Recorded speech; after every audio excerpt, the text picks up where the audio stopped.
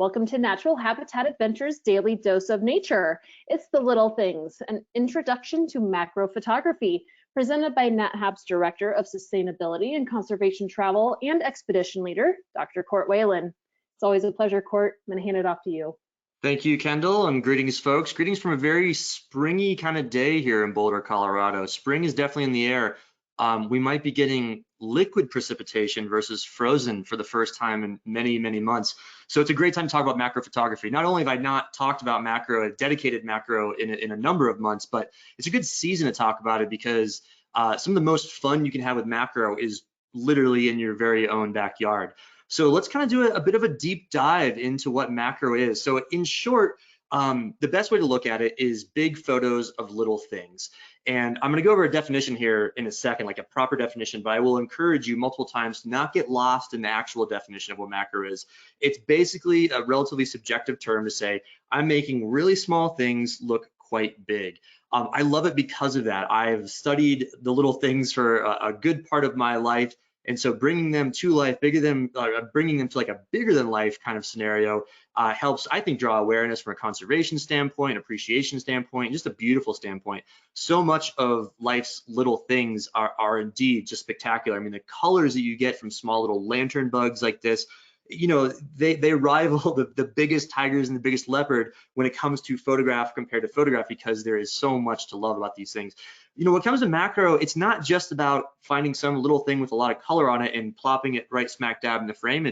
And boom, it's interesting. There's a lot of artistry. You can make some of, you know, the normal things, the katydids, the grasshoppers, the ants. You can turn them into art when you look at it from a macro standpoint, with the lighting, with the composition, with how we use our depth of field in macro.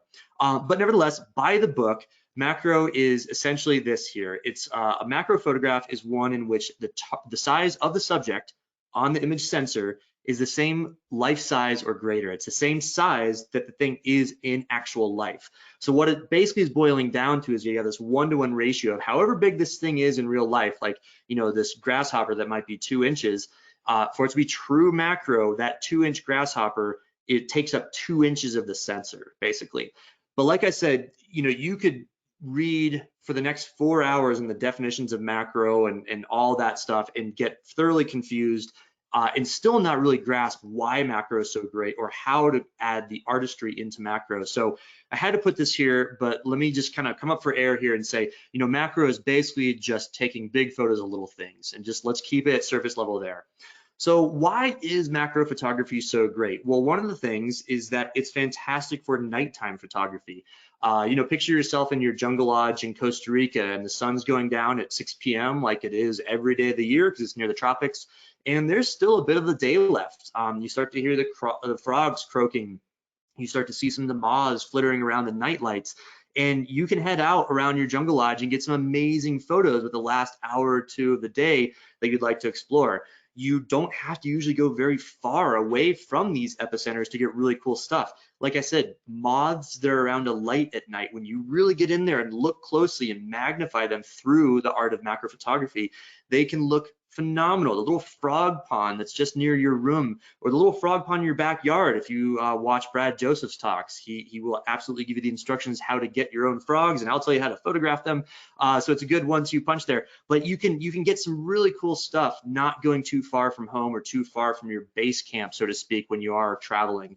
In addition, you know, we all have down days in photography, down day on adventures and expeditions, down days in weather, like we're about to get a rainy day here where, you know, the normal photographic opportunities are not there. So taking big photos of little things, taking big photos of patterns and colors and textures and blowing them up to this greater than life size is a great thing to do in down days. You can take really cool photos of just normal stuff, but because of the way macro photography works, it tends to look really big and really cool. And like I said, our own backyard has so much going on. It is spring. This is the time for tiny insects and wildflowers or ornamental flowers.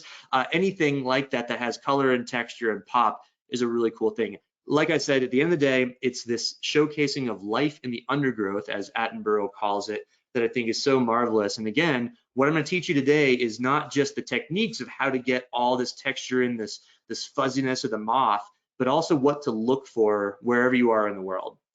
So let's kind of regroup and let's go back into macro gear. Talk about what do you need to take macro photographs. And remember, this is an intro presentation, so I'm going to cover all the bases from whether you have a point and shoot camera. We're going to talk about DSLRs and mirrorless next. This is hopefully going to be a one-stop shop for getting out there and taking some great macro photos. So for those of you with point and shoots, you have a great kit.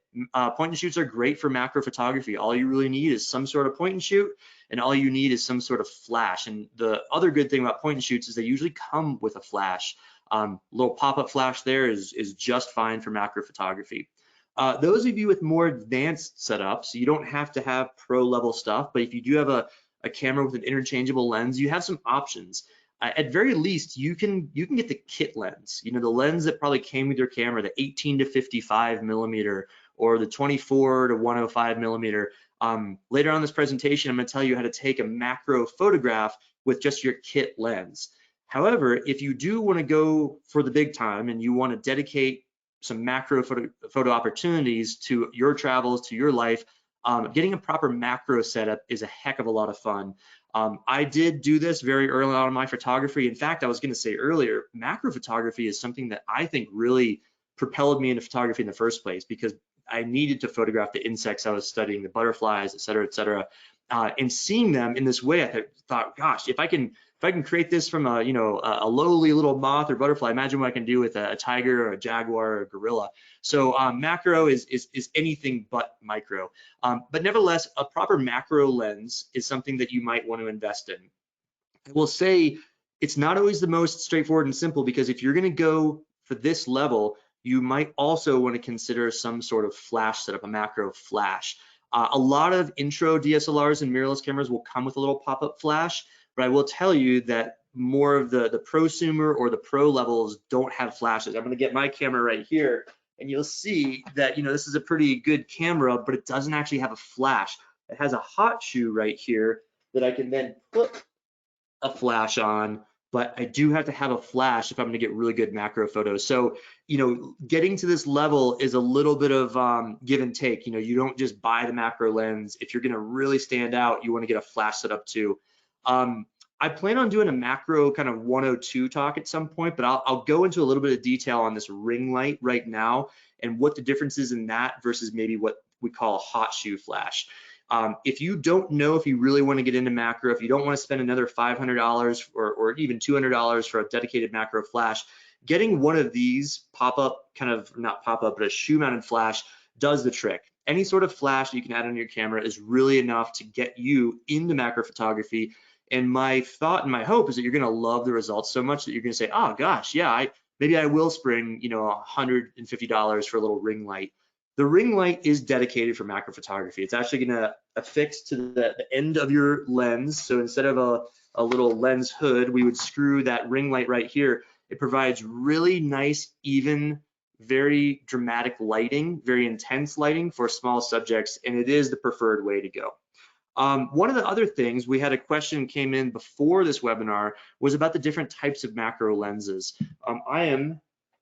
This is our show and tell part of the presentation. I'm holding up my trusty 100 millimeter macro lens. This is a dedicated macro.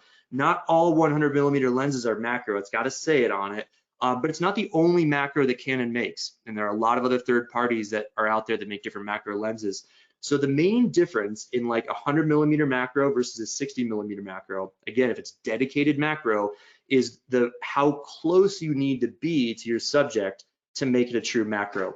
So when you're photographing at 60 millimeters versus 100, your end result photo is basically going to be the same. But what's going to happen is with 100 millimeters, with that telephoto power, you can be about this far away from the subject to get a full size, like as big as possible in your frame. Whereas a 60 millimeter, you need to be about half the length. So where that plays a part is if you're photographing like butterflies, for instance, it's going to be a lot easier to photograph a butterfly from 8 or 10 inches away than it is from 2 or 3 inches. Now, on the flip side, if you're into, say, like product photography and you're photographing, strawberries and coffee beans, those aren't going to scare away very easily. So you might prefer that working distance of the 60 millimeter. I will say in general, when it comes to wildlife, nature, this is, wildflowers and insects, all sorts of stuff, 100 millimeter is kind of the go-to. That's what most pros will say. That's the main sweet spot. There is another class of macros that are like the 150, 180 millimeters. Again, it's going to get you more or less the same results, but then you can be 1.5 feet or 2 feet away, and that might make it a little bit easier to photograph that frog or that insect that's likely to hop away if you get too close. So yeah, that's kind of a little bit of a down low on the different millimeter to focal lengths of macros. At the end of the day, a macro lens is still going to get you the same photo. It's all about that distance. Like I said, for those of you without a macro lens, with no plans of getting a macro lens, I'm going to tell you exactly how to do a macro shot with the lens you likely already have. Okay, so moving on here, top photo tips. We're going to start with the point and shoot, folks. It's very simple. Essentially what you do is on your camera, you're going to pop up the flash and you're going to hit the little flower button. Usually it's an actual button on the outside of your camera. However, there's a hidden feature on a lot of the slightly more advanced point and shoots that if you do go to program mode, P for program, it's going to save all the auto settings. You're not going to have to think too much. But if you hold down that flower button for a second, it'll enable super macro mode. And there's really no way of knowing that until you dive deep into the manual. So I'm telling you the shortcut right here, put it on P for program, hold down the flower button. And what'll happen is you can actually get like exponentially closer to your subject, which means you can increase the size of it in your frame, which again makes big photos of small little things. So super macro mode is not to be confused with ludicrous mode. If you do know that from Spaceballs, it doesn't end well. Don't go there. Super macro is the most you can do on a point and shoot camera. When it comes, I don't know, do we have to pay royalties for that photo? I'm not sure. I'm not going to do it though. So when it comes to DSLR and mirrorless stuff, the go-to settings are pretty simple. You probably heard this from a lot of my night photography, is that you just start with settings, these exact settings I'm telling you, and the creativity is your eye. You're gonna pivot slightly from these settings on the right side, but really it doesn't, you don't want to deviate too much from this, because this is kind of the magic formula. So if you do have a DSLR or mirrorless, you want to get your flash ready. You're gonna want to put on manual mode, full manual, and you're gonna dial in these settings, something like f16, 1/200th of a shutter speed, and ISO 400. You definitely want to experiment. I'm going to do a little homework assignment later on here where experimentation is a key part of it. But basically what you want is you want that deep depth of field, a very wide depth of field. You want that shutter of around 1/200. If you go too much faster than this, you have a problem with what's known as shutter sync or flash sync. If you go for like 1/500, the flash won't fire quite fast enough. Nevertheless, 1/200 is really going to be fast enough to hold your hand still enough to make that shot just fine. And then again, moderate ISO. So what, again, we're trying to do with this wide depth of field is get all that texture from this little tiny thing. We're photographing a little giraffe-necked weevil in Madagascar here. We've got a beetle in Papua New Guinea, and you instantly notice what's going on. What looks different here is you've got a small thing that looks really big, but more importantly, you have a wild amount of texture. Look at all this texture going on with these leaves. These are relatively, normal leaves. These aren't anything showy or flashy, but that combination of the flash, which enables you that really deep depth of field, that big f16 number, it provides this incredible texture. So it looks bigger than life because of that wild depth of field. So again, you might pivot a little from this. The intensity of your flash will dictate exactly how much you can go up. If you do have a point and shoot and you want to mess around with these manual settings and you don't want to hit that little flower button, you probably won't be able to go much over f8. F8 is usually the maximum you can go on a point and shoot camera. But nevertheless, give it a shot, try it. And then if you are able to go to these different settings, try what happens when you do ISO 200 or 800, have it and double it, and you'll just see slightly different results. But generally, this is my go-to starting point. Now, of course, you can go outside the box with your depth of field and get some dramatically different effects. You'll notice here instantly as I drop that aperture down to a much more narrow depth of field, f5.6 over f16 is, what is that, like 3 or 4 stops. So that's a pretty big difference for depth of field. And notice what the results are. I get a few slices of focus in this little, this is the glamorously called stink bug or pentatomid bug. Get a little slice of focus here, some texture, get a little slice of focus here, but a lot of blur in the photo. some people like this. It's kind of an artistic impressionist sort of thing. You can use this to your advantage, but it doesn't give me that classic macro look where everything's in just wildly sharp focus. So what happens when you drop that much lower is you just don't get that same focus at depth of field. It's not where I start. Sometimes I might feel a little bit artsy and I might try that, but usually I start with the biggest F number I possibly can. F11, F16 is ideal. So one of the things you can do if you don't necessarily want to use flash, so you may be surprised to hear me say so much about flash, because usually with wildlife photography, I don't advocate for a lot of flash. And I certainly, even with macro, don't advocate you firing flash multiple times in a row to insects, to frogs, to other things. But the main thing with flash here, of course, is we're trying to get that wide depth of field. Sometimes you might not have a flash. Sometimes you might say, well, gosh, I'd actually prefer a more natural lighting setting, or it is the day, there seems to be enough light. One trick you can do without flash, or if you maybe can't go up to those F16 numbers, those really big depth of fields, but you want your subject in really big focus, is you can actually pull back a little bit, meaning you can get further away from your subject. And what happens is with that shallower depth of field that is oftentimes necessitated without flash, because we just don't have enough light, is you can pull back a little bit. And notice a lot of this photo is not in focus. So contrasting to that beetle shot, which every single leaf was in tack sharp focus, a lot of it's not, but my subject certainly is. The great thing about macro lenses and the great thing about macro technique in general is that your subject is gonna be so darn sharp, you can again pull back, focus on your subject, and then crop in after the fact to give that really strong, sharp focus macro feeling. So again, pull back a little bit so that your depth of field doesn't have so much of an effect in the whole shot, and then plan on cropping after the fact on your computer. It does quite a bit of wonders. So again, you don't always want to use flash necessarily. Flash for some animals will startle them. To be totally honest, a big part of my dissertation was the effect of flash on wildlife and butterflies in particular, and that's probably a story for another day. But the Cliff Notes version there is it does not necessarily negatively affect them in the ways that you might think, but nevertheless, it doesn't, maybe they will flutter away. Maybe you don't want that unnatural look. So if you don't have a flash, there are a few different things you can do, like I was just saying. And you can kind of see the difference in look. See how it's much more of a nice, soft sort of palette, so to speak. We'll talk about this more in a second, but what I really want to focus on here is how to take a macro shot with a DSLR or a mirrorless camera if you do not have a macro lens. And this is really cool. I'm gonna grab my camera here because I want to actually go through the steps with you. And so basically what you're gonna do, it's a very specific process. First, you're gonna set your camera to full manual mode on the wheel. So set it to M, and you're also gonna set your lens to manual. Usually it's on the barrel of the lens. So manual and manual. You're going to hopefully use a flash. In this case, like I said, this is a non-flash shot, but start with flash if you'd like. And you're gonna dial in these settings. Again, it's the same ones that we were talking about before. F16, 1/200, ISO 400. You are gonna move towards the subject until sharp. And here's the interesting part. So you're gonna set your minimum focusing distance to, on a Canon, you're gonna turn clockwise, or no, sorry, clockwise. Nikon, it'll be counterclockwise. And you're gonna zoom all the way in to the maximum focal length. So if you have an 18 to 55, you're gonna go to 55. If you have a 24 to 105, you're gonna go to 105. And you're gonna dial your focus to the minimum focusing distance. And actually on the barrel of my lens, right in this little window, it says macro. So that's macro mode. Then what you're gonna do, that last part, is you're gonna get the subject in view. There's a little microphone here, so I'm gonna be moving towards it until it gets sharp in my lens.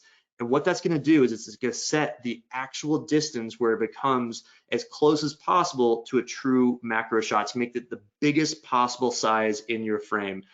This has worked really well for me over the years. I don't always carry a macro lens with me.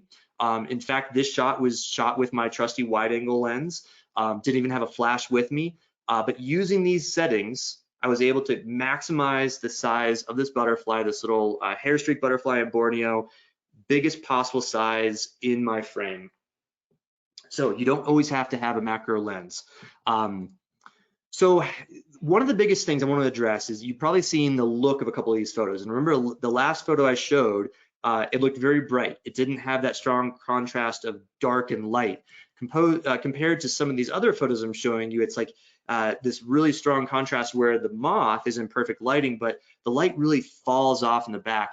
So the question is, why do some macro photos, particularly with flash, have this light fall off? Well, this is gonna be the most complicated slide we see in the presentation, but it's known as the inverse square law when it comes to light transmission.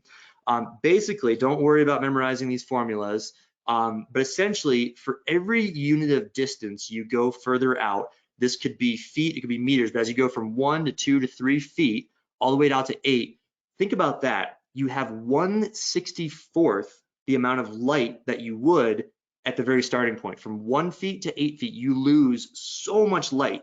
So what happens is when you, and I should tell you, so the actual formula is 1 over the distance squared. That's why it's 1 over 64 when you go all the way out to 8. But even like 2 or 3 feet, you're getting fractions of light. So what happens is when you have something right there in the foreground, that's getting your light. Your camera is being calibrated for that light, that depth of field, that focus and distance, and it's getting perfect exposure, right? Your camera is this digital instrument that is essentially calibrating the flash for good exposure. But what happens is even 6 inches away, 1 foot away, and this background might be 10 feet away, that light doesn't hit it at all whatsoever. So when you sort of contrast or juxtapose that with this very wide depth of field, that light just falls off dramatically. So this is a big thing to be aware of with macro photography. Macro photographs have that look because flash is integral for those wide depth of fields to make these small subjects very, very tack sharp focus, but you do have lighting issues. This shot was in the dead middle of the day. It was at like 2 p.m. in the middle of Madagascar, but because of the way that light plays in that inverse square law and light fall off, you get very, very dark background. So it's something to be aware of. It's not a bad thing. It's not a good thing. In a way, it sort of helps isolate your subject. If you go back to this moth here in Papua New Guinea, it's pretty cool because all this texture and stuff in the background sort of falls away. This is also in the middle, not in the middle of the day, I think first thing in the morning, but nice bright dawn light. So it kind of helps add some artistry into the shot. So it's not a bad thing, but just be aware of it as you go through your photography that when you're using flash, it does have an effect. Compare that to that butterfly shot that I showed you, where it's nice, bright, and airy because I'm using that lower depth of field. Because I didn't have a flash with me, you don't have light fall off because I'm not injecting an artificial flash from or artificial light source from my camera itself. So very, very important to be aware of. Inverse square law with light fall off. If you remember me, the last time I talked about that was actually my smartphone presentation. If you've ever taken a photo with your iPhone or smartphone and you had the flash on and it's at like sunset, there's beautiful sunset in the background, the flash fires, you take a photo of your family or whatever, they're in perfect lighting, but everything else is really dark. It's the exact same principle. Light fall off is huge with flash photography. Okay, so now let's kind of move on to sort of the eye behind macro photography. That was the technique. Fortunately, there's actually some pretty set parameters you do. Again, point and shoot, look for the flower icon, and then set those manual settings if you do have a DSLR. But really, the true art of macro photography is gonna be what to look for. What you don't look for is honeybees, especially if you're starting. Even though I got this cool shot last spring and I love it, it's gonna be the most frustrating thing to work with because these guys are moving all the time. You need to start with some sedentary stuff. Fortunately, there's a lot of sedentary stuff probably out in your garden or your backyard right now. Maybe not one of these turquoise weevils like in Papua New Guinea, but there are gonna be some insects. You're probably gonna see some little leaf bugs or some leaf hoppers. There could be some flies, there's some small butterflies. Beetles are really good because they're not too skittish. So beetles are really good. Flowers are fantastic, of course. There are a lot of really cool sedentary things. So that's probably the first thing to look for. Try to go for sedentary. Another thing, if you do live in some sort of lower latitude in the US and you already have moths flying around your porch light, that's a great thing. In the first part of the morning, those moths are going to be just stuck on the side of your wall and they're not going to move. You can get within inches. Short of touching them, they're probably not going to fly away. So it's another really, really great thing to practice on. Believe it or not, like fruit stands, grocery stores, farmers markets, I love photographing in macro with things like strawberries and berries and all sorts of cool stuff. These guys are very, very sedentary. If they move, it's a different world we live in. But nevertheless, yeah, food and fruit, it's a really, really great way to practice. Just try to avoid anything that's gonna move a lot because you're just gonna get sort of frustrated. Another thing I want to talk about is harnessing depth of field, and this is quite important. And this is especially important if you're shooting on macro without a flash, because usually if you do not have a flash, you can't get to f16 and those bigger f numbers and have enough light. So what you're considering here is your plane of focus. So basically the way focus works is you have a slice of focus in front of you. Everything at a certain distance from your lens is going to be in focus. This is just a rule of photography. Anything that's dramatically closer or dramatically more distant is going to be out of focus. And of course, as you mess with depth of field settings and aperture settings, that plane of focus increases and gets wider, so things closer and further get more and more in focus.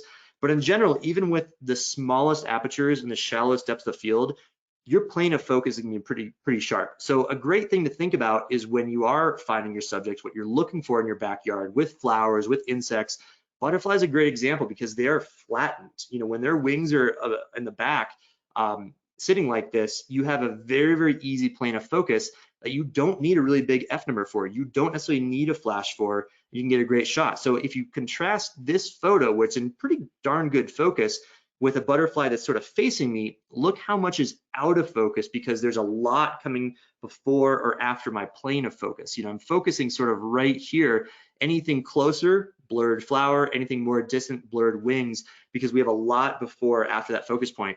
If it was more, we call it dorsal ventrally flattened, you know, kind of like a butterfly's wings behind its back, it's way easier to get the whole thing in focus.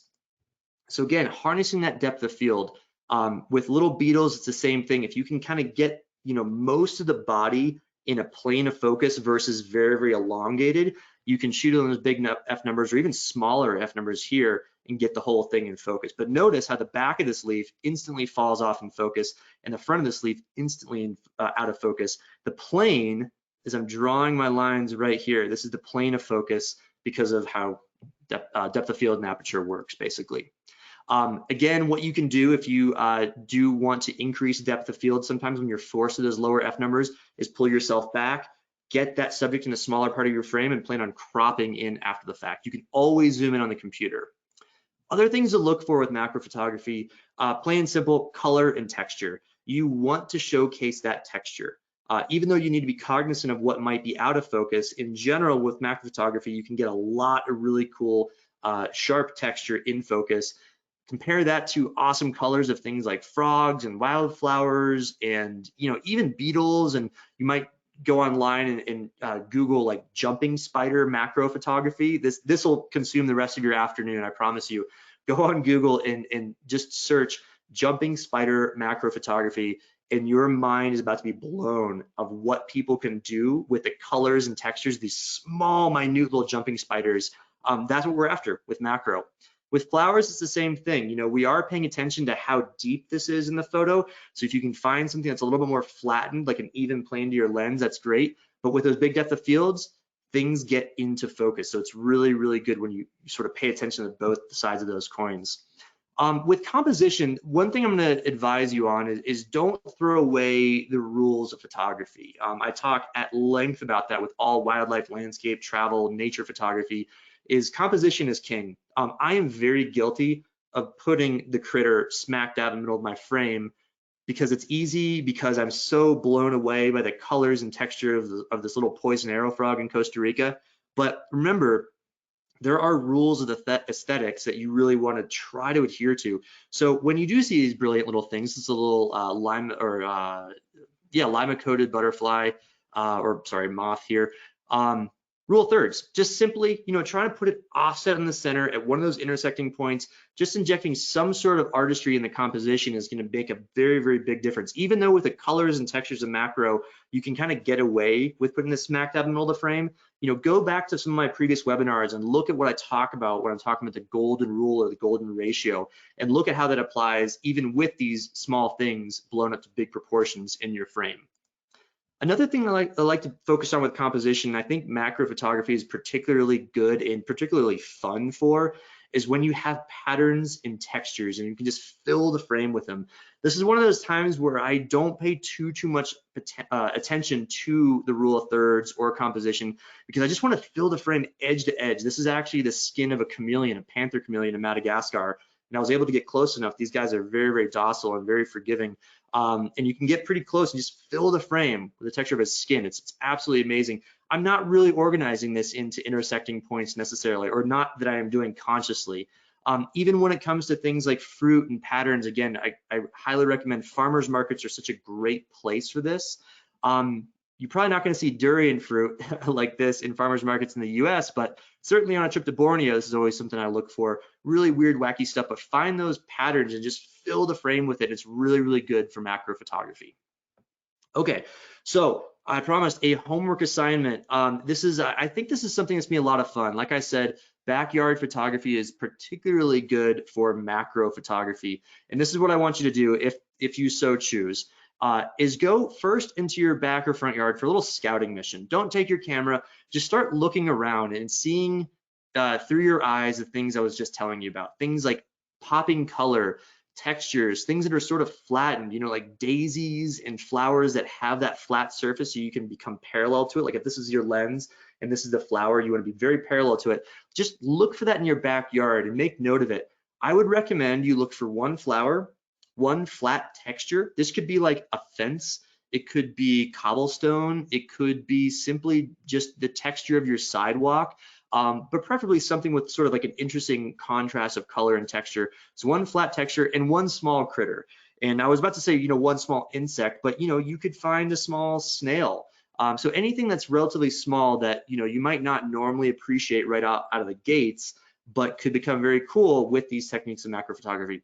I recommend getting your camera set up ready inside. You know, if you do have to pop a flash on, if you do need to figure out how to pop your flash up, if you want to toy with the super macro or ludicrous macro mode, you can certainly do so.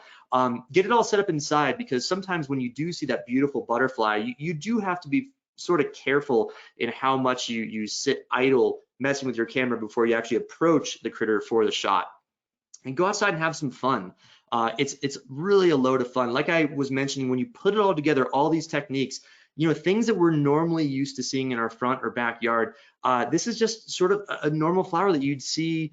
This is probably a chrysanthemum. I don't know. I'm not exactly a flower expert or ornamental flower expert, but it's definitely some sort of compound flower that has amazing texture, color, amazing depth, using the tenets of macro photography and filling the frame and finding that sort of flattened surface, but a lot of good texture too, is a really, really fun thing to do. So I recommend that you do it. So I am going to get to a macro 102 talk probably within the next several weeks. I wanted to give you a quick snippet. Oh, and I did put a photo of those beautiful jumping spiders. This is by no means some of the most brilliant, and this is not my photo, I should say. This involves super macros, something that you might want to look into. It might involve reverse lenses. I'll talk about flash diffusers and other stabilization techniques. This is kind of fun when you're doing wildflower photography, because you can actually stabilize the flower in the environment if it's like a little bit windy or breezy. I'm also going to talk in macro 102 about choosing your background. You know, where you position, like if you are photographing a flower with a background, what is the color? What is the texture of that background? Because usually these things are relatively sedentary, or I recommend you prioritize those things are sedentary, and you can actually pivot and swivel. Do you want the old rusty fence post in the background, or do you want the rest of the patch of wildflowers? Frankly, I'm not saying avoid the rusty fence post. Sometimes that's really cool, but look through it, look through the eyes, maybe take some test shots and see, you know, maybe it is kind of striking to have that red and brown background, or maybe you'd rather like more of the purple background of the rest of those asters.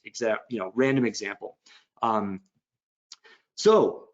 Get your questions ready. We're going to dive into Q&A here in a bit. I wanted to do a couple quick plugs. As always, we have a couple different photo adventures here at NatHab.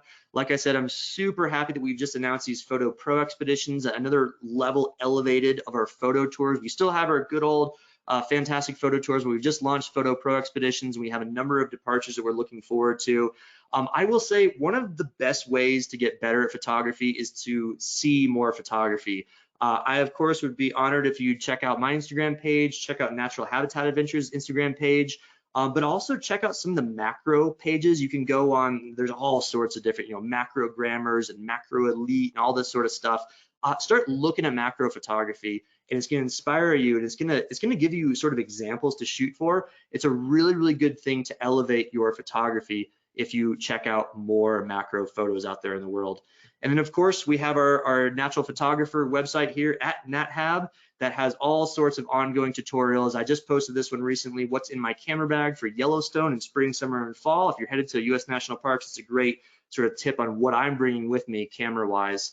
And with that, I will thank you. And even though this guy looks a little disgruntled with his little froggy frown, I am very happy you stayed with me, and I would love to answer some questions. Thank you so much, Court. Great tips today. We do have some really great questions for you, and I just want to remind everyone who's watching, if you have a question today, you can submit those in your control panel under the questions field. All right, first question. Someone's wondering if you prefer to use the small viewfinder or the larger LED screen when you frame, etc., when you're taking photos, and why would that be your preference? Oh, that's a great question. I do both, and I think I've sort of moved on throughout the years as the back LCD screen, like the big screen, gets better and better and more interactive. Like I have a camera now where I can put the camera out and I can just touch the screen and it auto focuses to where I touch and takes the shot all in one. And that's been a pretty big game changer for me. With macro photography, it's not something that I talked a whole lot today because it's very subjective, but I will say, you know, there's a little bit of trial and error and a little bit of like, I guess, art, for lack of a better word, in approaching subjects that are especially flighty, like your butterflies, like your frogs. I don't think there's a perfect way, but I will say, you know, the less of your body that gets close, i.e. if you can hold out the camera and put it a little bit closer to the frog or the butterfly and not your whole head and your face and your body, it's gonna startle a little bit less easy. I will say, just to piggyback on that, well, so to answer the question, I use the LCD screen most often nowadays, but I will take this time to give a little bit of advice on my technique. So I'm walking through the jungles of Borneo, I see this awesome butterfly, like the one you saw in a few photos before. I say, holy cow, what do I want to do? Well, basically, you know, if I have a macro lens, I will stand back, you know, 6, 8, 10 feet, whatever I spotted it, I'll stop. I'll put my macro lens on. Usually I'm not carrying a macro lens in the middle of the day in Borneo. So I'll just put, you know, whatever wide angle lens that I may have already had on. And I'm gonna start, sorry, I have to show and tell when I do this. And I'm gonna start at that distance. Like I'm not gonna approach it. I'm gonna get the shot. It might be like a small little part of my frame. However, I got it. I got the shot. Documented the butterfly. I got it. That's cool. And I can, you know, I can mess with it in post-processing and maybe blow it up. It's not going to be super great, but at least I got the shot. And I'm going to steadily approach, maybe like 1/2 step at a time, another shot, another 1/2 step at a time, another 1/2 step. And I'll probably take 4 or 5 shots that are progressively closer until I get in that range. And I'll tell you, I don't think there's any scientific evidence out there for it, but I believe it, that somehow that animal, that critter gets used to you doing this thing, and like you're not harming it, you're not rapidly encroaching. And I cannot tell you, like 9 times out of 10, I'm able to get within like a foot or 1/2 foot, and then I get the shot of the trip, or you know, the shot of that series. And of course now I have 8 other photos I've got to go through or just ditch or throw away, but yeah, I can get pretty close just by starting back and gradually moving. Sounds weird to say, but letting that butterfly or that frog kind of, you know, hear the shutter sound, watch me moving slowly, non-invasively, and it's pretty good. And that's usually without a flash, because again, we may have some questions out there, but I try not to fire flash like a ton of times, particularly for amphibians. But oftentimes middle of the day, if I'm just encountering something cool, I don't have a flash with me anyway. So I'm just gradually encroaching. So that was more of an answer than you asked, but hopefully it was helpful. Yeah, thank you. So since you were just talking about flash, a couple people were, they had a couple questions about how to not use flash. So one person said, can you just pump up the ISO? And someone else asked, what about using a small reflector? Great question. Small reflector, yeah, that sounds like a lot of work. I've never tried it. I'm not sure how much flash or how much light that would actually deliver, but you're exactly right. So, you know, my formula of f16, 1/200, ISO 400, what you're not gonna be able to do is, you know, keep all those settings as they are without a flash, because you need a ton of light to get to that. Like f16 is very aggressive. So what I would do first is I'd probably, you know, start shooting. Like my camera can still take great shots at like ISO 2000. Beyond that, it starts to get a little bit grainy, or even 3200, very camera specific. I'd ramp the ISO up to my maximum comfortable level. I would drop my shutter speed down to where I feel I can still be handheld. So for my 100mm macro, the rule of thumb is you shouldn't shoot slower than 1 over the focal length. So roughly 1 over 100 is my sweet spot. This has no image stabilization in it, so it's a little bit slow for my liking. So I would do like 1 over 160, and then I drop that depth of field, that F number down to something like F8 or F10, because there's just no way you're gonna get F16 out of that without an artificial light source. And then I go from there. I wanna maximize that depth of field, but I'm probably not gonna get it without a light source. So I'm gonna go F8, F10, those are still pretty good depths of field. And then, like I said, that trick is if you're still not getting a great depth of field for your subject, I'm gonna back up and I'm gonna basically make the subject a smaller part of my frame. So even this frog that you're seeing on the screen here, the original shot is much bigger, but because of the quality of a wide angle lens or a macro lens, you can crop it quite a bit. And then all of a sudden that small thing that does have the depth of field becomes bigger, and you can kind of, I don't wanna say fake it because it's just a technique, but making it originally a smaller part of your frame so that f5.6, that f8 actually does a lot more work to get it in focus. That was a lot of detail. I'm happy to repeat any of that, or you can email us afterwards and I can go over that again. But that is exactly the technique without a flash. All right, great. So a couple people had this next question. They were just wondering if you could tell us the difference between, say, a 100mm dedicated macro lens and a regular 100mm lens. Yeah, pretty significant. I would say roughly 3 to 4 times the magnification. Like it makes a big, big difference. So here's the thing: is that definition of macro has been taken very leniently by the camera industry, and even though it says macro on the lens, when you get into that range, it's not a true macro, it's just a macro for that lens. So true macro, again, is the size in real life of the frog, the bug, the coffee bean, whatever, is exactly how big it is in your frame. You will never get that without a dedicated macro lens, like unless it says macro in the title of the lens on the website. So it's about 3 to 4 times. Now that's not to say that you have to stop everything and go out and buy a dedicated macro lens, because you can still get really, really great results from a random wide angle, from a 7-200 telephoto. I use my 100-400 as a macro sometimes because, again, I'm not carrying a macro all the time, but it is a significant difference. And the main reason is because of like how close you can get to the subject.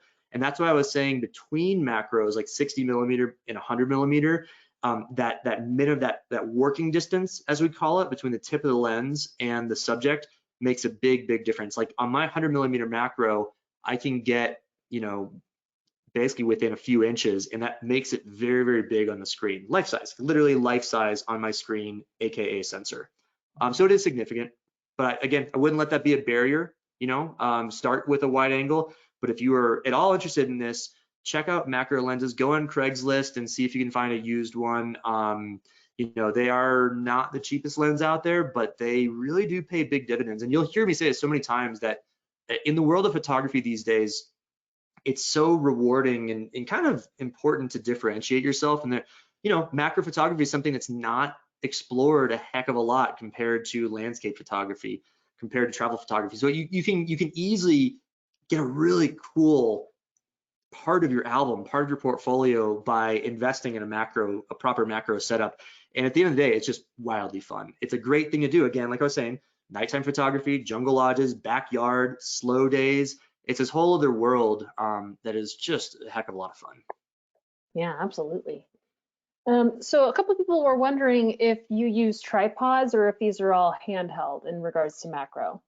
Handheld, yeah. I mean, tripods are not a bad idea, but definitely with moving subjects, you're gonna have a heck of a time. Like it's almost impossible. With sedentary stuff, it can be helpful, but I'm just the kind of person that I don't like injecting another big piece of gear. And with macro photography, because quite literally a millimeter of difference or a millimeter of distance makes a big difference, you need what's called a focusing rail to be really good with tripod macro photography. And it's literally a rail that has about 5 inches of play that you can kind of slide your camera to and forward, so it helps with the focusing and maximizing the size of the screen. It's a lot to invest in, it's a lot to deal with. And when it comes to nature and wildlife stuff, frogs, butterflies, any sort of insects, oof, it's tough. But yeah, some of the real deal pros will use tripods because again, it takes that shutter speed out of the equation a little bit, and it helps, but definitely not anything I'd recommend for getting into macro photography. You've got to already have been in it and say, I'm trying to level up. And then yeah, tripod and focusing rail might be interesting. Mm-hmm. So a couple questions here about ring lights, so I'm going to combine them. Would I have a sync problem with a ring light? And the second question is, how about using a flash diffuser instead of a ring light? Yeah, any sort of flash is gonna be a good flash. The ring light is gonna be a bit better, but yeah, I actually have somewhere, yeah, I have my little small flash diffuser that you just put on the tip of the flash here, and this actually works quite well. But then I have some box ones that work. Those are great. I think a ring light is nice for, I think it's better. I've never had any sync problems. I think if you get like a really, really inexpensive one, maybe you might have some problems. I have a ring light, an LED ring light that I got, I think on Amazon maybe 8 years ago, that was $100, and it still works great. It works really, really well. What I particularly like about it is that you can set it so that the LEDs are on. So it's a flashlight and you can actually see your subject. You can focus on it, and it's just dim LED lights, but it's enough that you can focus in the dark. And then when you flash, it's a pulse of bright lights. So it's this great 1-2 where it doubles as like my focusing assistant, like to actually shine light on my subject. If it's a completely dark subject at night, it's so hard to do that. So I really, really like it. But yeah, if you have a shoe mounted flash, like a speed light or whatever Nikon, Sony's equivalent of that, yeah, those big softbox diffusers or even just the small plastic diffuser works quite well. One pro tip I will say for anybody with one of these lights that doesn't already know it, so you can obviously tilt this. With a lot of the really good ones, you can actually tilt it just a little. Watch how little this is, just a little bit down. You probably didn't even see it, just a little bit down. And when it's on, the flash mechanism actually tilts down for close-up photography. It was a game changer. Someone told me that and I never knew. And you just go a little bit past its bottom part right there, and again, tilts down. Pretty darn cool. Yeah. So someone's wondering if there's a best time of day for macro, or if it really doesn't matter since you can use a flash. If you're using flash, there really isn't a best time of day because flash is gonna essentially drown out any shadows or highlights. It's gonna complete or basically inject a totally artificial light source. So it doesn't really matter what's going on with the sun, the clouds, dawn, dusk, whatever. If you are not using a flash, there is something nice about photographing with a big strong sun because that light, the intense light source will allow you to get to like a bigger F number, so a wider depth of field. You have to then contend with shadows and harsh contrast, so sometimes it's not as great. Yeah, I would say like a really bright, cloudy day would be the best time to photograph macro without a flash. But other than that, no, especially with the flash, really doesn't matter. You're gonna essentially lose all ambient color and light source from the sun, the clouds, the sunset, the sunrise. So it doesn't matter a whole lot. I like nighttime just because different stuff comes out. You get different bugs, you get different frogs, different reptiles, and it again allows you to showcase a part of the world that few get to see. Mm-hmm. So some people photo stack in post when taking macro photos. When and why do you do that? Yeah, so photo stacking is with the tripod and it is with a focusing rail. And essentially what you do is you take multiple photos at multiple distances. So like I'm parallel to my camera right here and you're moving the camera closer and closer and closer, and it basically creates like a hyper focus. So it creates an even wider depth of field than you could possibly get with the biggest F number and the biggest light source. It's pretty cool. It's pretty tedious. When I was doing that back in the day, the software wasn't very good. It was very expensive and it wasn't very good. So I haven't even dabbled in it in the last 5-8 years. But I bet you the software has gotten a lot better. So you essentially have to take the exact same image with almost the exact same composition, let the software stitch it all together, and you will get this really big focus. It's almost imperative for what we call super macros, not just holding the flower icon on a point and shoot, but like that jumping spider stuff. Most of that is with stacking focus, because when you get in a super macro, I don't have time or even like the knowledge to explain it, but an F-16 is not that wide a depth of field when you're that close and that magnified. So it's almost like the equivalent, like you would need an F-100, and that's just the photo stacking that gets you there. It's really complicated. It's worth dabbling, but again, tripod, focusing rail, patience, sedentary subject, software. A lot of components. Yeah, lots stacked up there. Okay, final question I'll take today. A few people were just wondering if you could talk a little bit about the close-up lens attachments for non-macro lenses, and if they're worth the money. Oh yeah, like lens extenders and bellows and all that. Yeah, so I will get more into that with the 102 talk. You know, the only ones that I've seen in modern day era that work particularly well is what's known as a lens extender.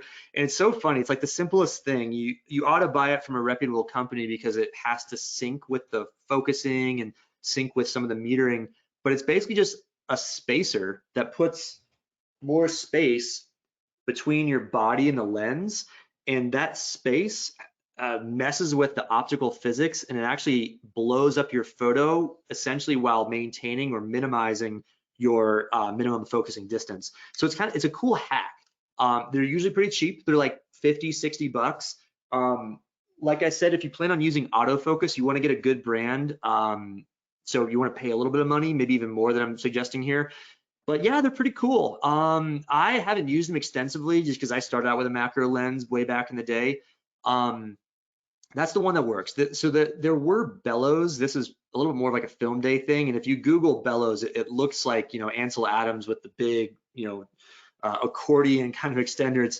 I don't know if they're even really in fashion anymore, if they're really worth it. But the extenders are pretty good.